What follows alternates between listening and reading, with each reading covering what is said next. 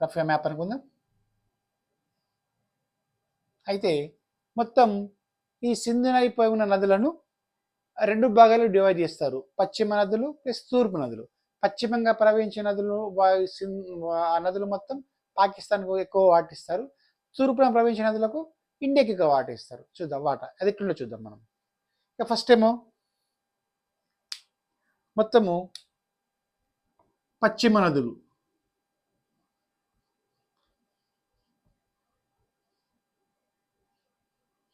ఓకేనా? ఈ పశ్చిమ నదుల్లో సింధు,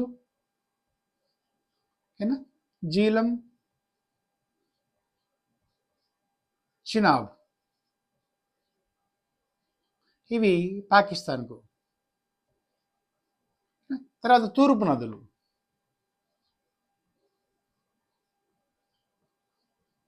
ఈ తూర్పు నదుల్లో మనకు ముఖ్యమైన నదులు చూసుకుంటే తూర్పున రావి, బియాస్, సట్లెజ్. రావి నది, బియాస్ నది, సట్లెజ్ నది.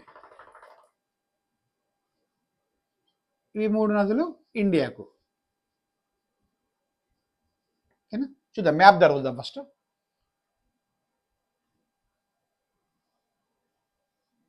ఇది సింధు నది. ఓకేనా? తర్వాత మనకు జీలం నదికి కిందికి వస్తుంది. జీలం నది.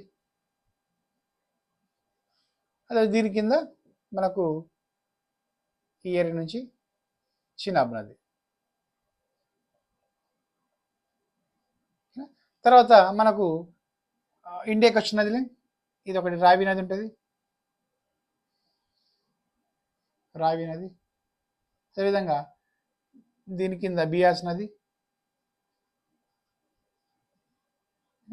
దీని కింద సట్లెజ్ నది.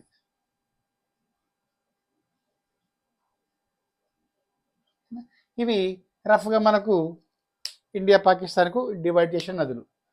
సింధు, జీలం, అదేవిధంగా మనకు చినాబ్ నది. సింధు, జీలం, చినాబ్ నది పాకిస్తాన్కు ఇవ్వడం జరిగింది. అంటే ఈ ఈ నదీ పరివాహక ప్రాంతంలో 80% నీరు పాకిస్తాన్కు, అదేవిధంగా 20% నీరు ఇండియాకు.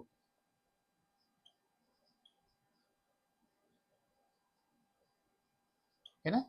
80% నీరు పాకిస్తాన్కి ఇచ్చింది, ఇందులో 20% నీరు ఇండియాకి ఇచ్చింది. అంటే ఇందులో నీటిలో జల ప్రాజెక్టు కట్టుకోవడం కానీ